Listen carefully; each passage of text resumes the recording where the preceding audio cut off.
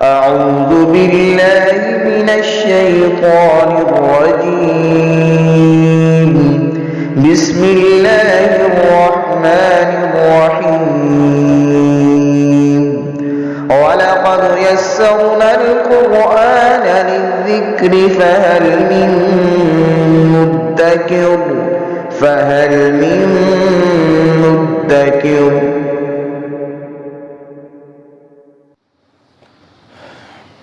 بسم اللہ الرحمن الرحیم. سورہ بقرہ کی 224 نمبر آیہ مبارکہ ہے. اعوذ باللہ من الشیطان الرجیم. بسم اللہ الرحمن الرحیم.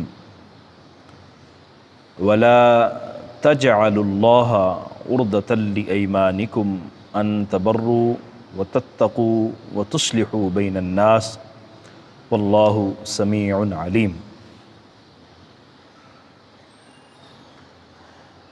اس آیہ مقدسہ میں اللہ تعالیٰ نے قسم کے متعلق ہدایات ارشاد فرمائی ہیں. عام طور پر ہماری گفتگو میں قسم بہت زیادہ شامل ہوتی ہے. بہت کم لوگ ہیں جو قسم کھانے سے گریز کرتے ہیں، لیکن عمومی طور پر لوگ بہت زیادہ قسم کھاتے ہیں. اس حوالے سے کچھ چیزوں کو سمجھنا اور شرعی احکام کو ذہن میں رکھنا بہت زیادہ ضروری ہے. یہاں اللہ تبارک و تعالیٰ نے جو بنیادی حکم ارشاد فرمایا وہ یہ ہے کہ اللہ تعالیٰ کی جو قسمیں ہیں وہ اس لیے نہیں بنی کہ تم نیکی کے کام کرنے، تقوی اختیار کرنے اور بھلائی کرنے سے رک جاؤ. یعنی تم یہ قسمیں کھاؤ کہ ہم یہ کام نہیں کریں گے، یا اللہ کی قسموں کو ڈھال بناؤ اور اس کے پس پردہ تمہارے اپنے مقاصد ہوں، تو یہ باتیں درست نہیں ہیں. قسم بعض اوقات کسی کام کو پختہ کرنے کے لیے انسان کو استعمال کرنا پڑتی ہے، لیکن اس کا درست مقصد ہونا چاہیے، غلط مقصد نہیں ہونا چاہیے. وَلَا تَجْعَلُوا اللَّهَ، تم نہ بناؤ اللہ تعالیٰ کو عرضة لأیمانکم، اپنی قسموں کے آگے ڈھال، یعنی قسموں سے بچنے کا ذریعہ. ان تبروا، کہ تم نیکی نہیں کرو گے، وتتقوا، تقوی اختیار نہیں کرو گے، وتصلحوا بین الناس، اور لوگوں کے درمیان اصلاح نہیں کرواؤ گے، لوگوں کی خیر خواہی نہیں کرو گے. یعنی نیکی سے بچنے، تقوی سے بچنے اور لوگوں کی خیر خواہی سے بچنے کے لیے اللہ جل مجدہ الکریم کو اپنی قسموں کی ڈھال مت بناؤ، یعنی بچنے کا ذریعہ مت بناؤ، بلکہ انسان کو نیکی اختیار کرنی چاہیے، انسان کو تقوی کا دامن تھامے رکھنا چاہیے اور لوگوں کے درمیان اصلاح کرنا، لوگوں کی خیر خواہی کرنا، یہ اللہ تبارک و تعالیٰ کو پسند ہے. قسم کی مختلف اقسام ہیں اور ان کے حوالے سے اس کے احکام بھی علیحدہ علیحدہ ہیں. فقہاء کرام نے قسم کی 3 قسمیں بیان کی ہیں. ایک قسم کو یمین غموس کہتے ہیں، ایک کو یمین لغو کہتے ہیں، اور ایک کو یمین منعقدہ. یعنی یمین عربی زبان میں قسم کو کہا جاتا ہے. ایک قسم وہ ہے جو غموس اس کا نام دیا گیا ہے، دوسری جس کو لغو کا نام دیا گیا ہے، اور تیسری کو منعقدہ کا نام دیا گیا ہے. یمین غموس یہ ہوتی ہے، یعنی جس کو نام غموس کا، جس قسم کو نام دیا گیا ہے، اس کا مطلب یہ ہے کہ انسان ماضی سے متعلق جھوٹی قسم کھائے. وہ کام نہیں ہوا اور وہ قسم کھائے کہ یہ ہوا ہے، یا وہ کام ہوا ہے اور وہ قسم کھائے کہ نہیں ہوا. یہ جھوٹی قسم ہے، اور یہ قسم جو ہے یہ گناہ کبیرہ ہے. نبی کریم صلی اللہ علیہ وآلہ وسلم نے حدیث مبارکہ میں اس میں سختی سے منع فرمایا. ایک تو ویسے ہی جو جھوٹی قسمیں کھاتے ہیں، کثرت کے ساتھ قسمیں کھاتے ہیں، اللہ تعالیٰ نے ان کو پسند نہیں کیا. قرآن مجید میں بھی اس کا ذکر کیا. حلاف ان کو کہا گیا کہ یہ جھوٹی ایسے قسمیں کھاتے رہتے ہیں. تو جان بوجھ کر جھوٹ بولنا اور جھوٹی قسم کھانا، جھوٹ بولنا ویسے ہی گناہ ہے، اور جھوٹی قسم کھانا تو اس سے زیادہ بدتر گناہ ہے۔ دوسری جو قسم ہے وہ یمین لغو ہے۔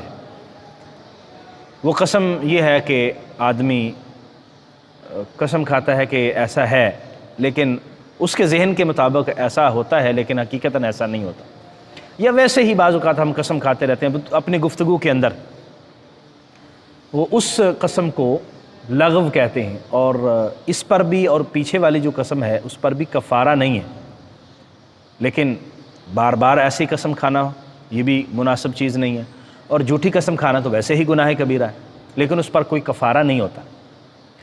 تیسری قسم جو ہے وہ یمین منعقدہ اس کو کہتے ہیں، اور وہ مستقبل کے متعلق قسم کھانا، یعنی آدمی کہے کہ اللہ کی قسم کھا کے کہے کہ میں یہ ایسا کام نہیں کروں گا اور وہ کر دے، یا کہے کہ میں ایسا کروں گا اور وہ نہ کرے، تو وہ اس کی قسم ٹوٹ جاتی ہے۔